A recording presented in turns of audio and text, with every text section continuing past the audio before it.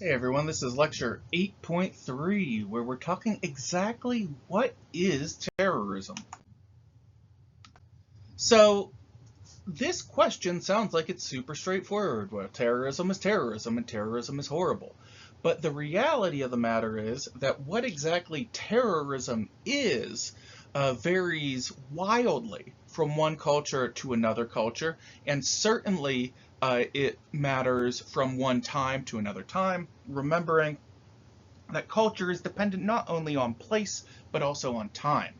The dominant culture of a society has a major part to play in defining what is and is not terrorism, and countercultures may have different definitions of what terrorism actually is. Terrorism is typically tied to social movements that have become extreme enough to permit violence within them. And then, additionally, what exactly is violence is also a matter of debate. Are we talking about hurting people? Hurting people is almost always considered violence, but if you're in maybe a war zone, hurting people might not be considered as much violence. And then hurting material things, breaking windows, for example, is that violence? That is maybe one of the bigger questions within when considering any social movement, quite frankly.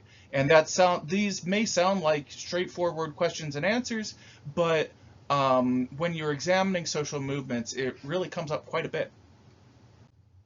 So, for example, in the 1960s, it was relatively common for activist organizations to hijack airplanes. And so we see here from 1960 to 1969, we have 1, 2, 3, 4, 5, 6, 7, 8, 9, 10, 11, 12, 13, at least 15, and there are more within there, incidents of organizations that are not in retrospect considered terrorist organizations hijacking airplanes in ways that were very similar to what happened in 9/11. And when these things happened, the word terrorist, even in the United States, we like to use the word terrorist, was not used. It is a remarkable example of what of the nature of social construct in this regard, really. And then we had a major sea change following 9/11. It is often said of 9/11, and in my opinion, having lived through it, over exaggerated, that everything changed following 9/11. Yeah, a lot of things changed, not everything changed. Um, but in that era, it was really common to consider any act that challenged the government to be terrorist. And the word terrorist was thrown around really, really, really loosely, as in certain places, anyone that didn't agree with the policies of George W. Bush during that time they were people just called you terrorist. It's a very clear example of the social construction of deviance. And me even pointing this out during that time, I would have been called a terrorist, for example. And maybe even like gotten law enforcement to look at me a little bit. Like it was pretty wild for those of you that didn't live through it. Foreign policy surrounding 9/11 absolutely had a profound impact on shaping law and shaping our concepts of what is terrorism. And this has led to law enforcement that has not always been consistent. Um, the way that the government classifies terrorism absolutely changed surrounding the Patriot Act. The Patriot Act really is critical in this regard. If this were a course on terrorist activity, for example, or even there's a lot to learn by looking at the Patriot Act specifically, based on how the United States changed before and changed after. If you're going to talk about everything changed, the Patriot Act really was the defining document of the everything you're talking about there. So if you want to dig more into that, look at that. Anyway, though, anti-war protesters were very commonly accused of being, quote, terrorist during that time. And you can definitely feel and maybe assert that I was one of those anti-war protesters. And it was powerful and it was huge. And our rallies and marches there were, on one day prior to the start of the Second Iraq War, there were over 5 million protesters globally that marched all at the same time on the same day. And that is, I think it was either in December, it was in October, I think. Anyway, no, it was in December. Or maybe January, pretty sure December. That is almost completely erased in the history that happened. If you look at the official histories, that like the United States just went full bore into the Second Iraq War unquestioningly because it was, quote, the right thing to do. The reality of the matter is that a lot of people showed resistance to that war, but the censorship during that era was really, I'm not sure if people that weren't adults during that time can really even understand, quite frankly. It was huge. It was huge. This was the era of freedom fries, for example. So there was a lot of controversy surrounding the fact that the French government within NATO and in the United Nations were not supporting our actions to invade Iraq in a really lockstep jingoistic way. And as a result, many Americans started pushing to go from calling it French fries to freedom fries, which outside of historic context sounds absolutely preposterous, and it was absolutely preposterous. However, that's why we don't call hot dogs Frankfurters. What Americans know as hot dogs absolutely are, well, they're either Frankfurters or Knockwurst, but those are German words, and those German words left the American lexicon surrounding World War I. So, like, that kind of stuff has happened in the past, too. Yeah. Times of war can do weird things. Another example of a so-called terrorist was a person named, I think Marius is still alive and well, actually, Marius Mason. Marius burnt down a biological research facility at Michigan State University.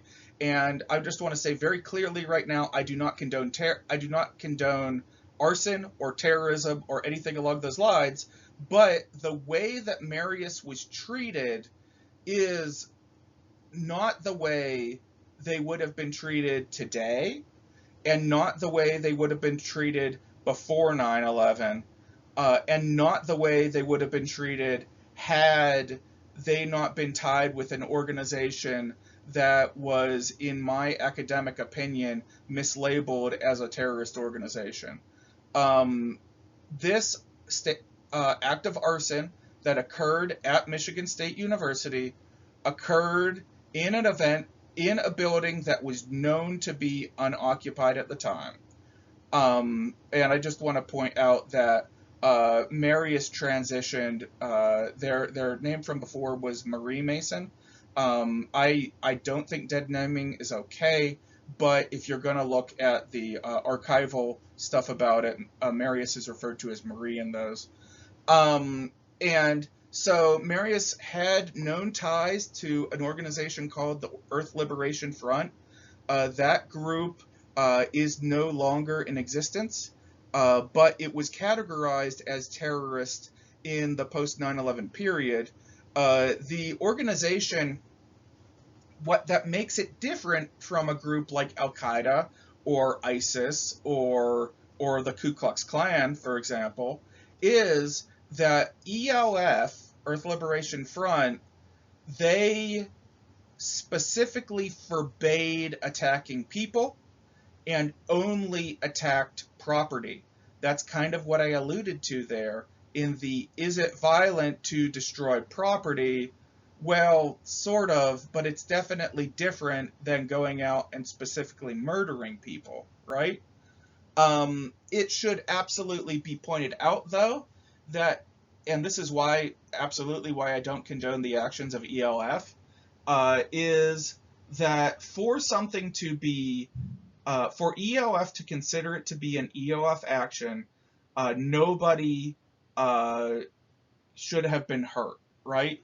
And it was said in ELF that there are no members of ELF, there are only ELF actions.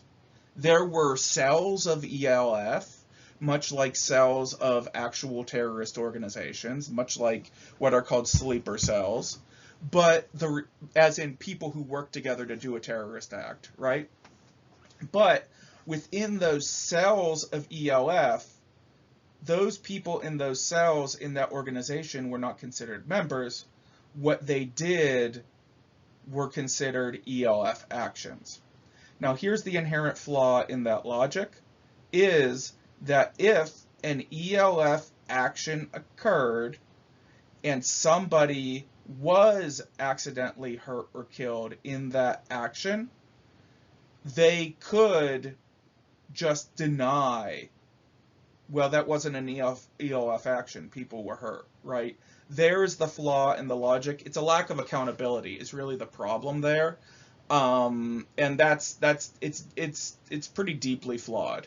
But going back to it and the injustice of it all. And again, I'm not saying that Marius maybe shouldn't have even done jail time or been punished. I'm saying that it was disproportionate. In the post 9, and I need to look up a date on this one. I think if I remember correctly, it was somewhere around 2007 when this court case happened. Maybe 2005-ish. But in that post 9/11 era, Marius was given a 22-year prison sentence, and this is completely disproportionate to typical arson penalties, which go from 3 to 7 years, and with fines up to $25,000 and 4 years probation. So you can absolutely commit acts of arson, especially in a building that there's known to be no people in it,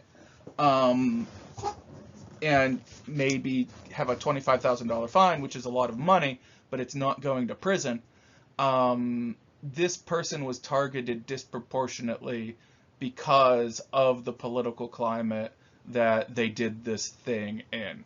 Now, compare burning down a building, okay, you're damaging things, and we talk about, well, how much money is a human life worth, to not terrorist. It is quite rare for mass shooters, the perpetrators of mass violence, school shootings, etc., to be classified as terrorists and to have their charges trumped up by the Patriot Act.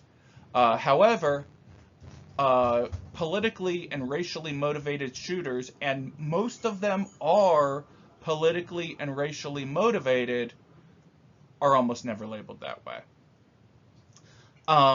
These shooters also are overwhelmingly white males, which, if somebody is not a white male, they will get labeled terrorist, especially in that post 9/11 period.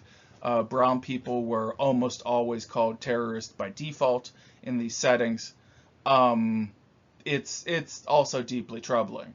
And I want to point out that I do not name mass shooters because they want us to fear their names and remember their names. And these people are cowards who should be forgotten. The people who died should be remembered, but the people who did the things, whatever. I don't want to get, you know what, fuck them, right? Exactly. If YouTube takes this down, I'm going to lose it. So that's the point, right?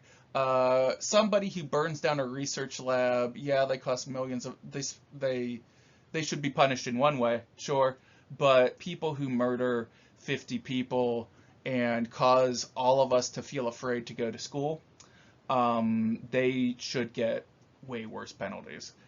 Sure, that's an opinion statement, but I can back that one up. Okay, this was a pretty short one. I gave it its own little thing.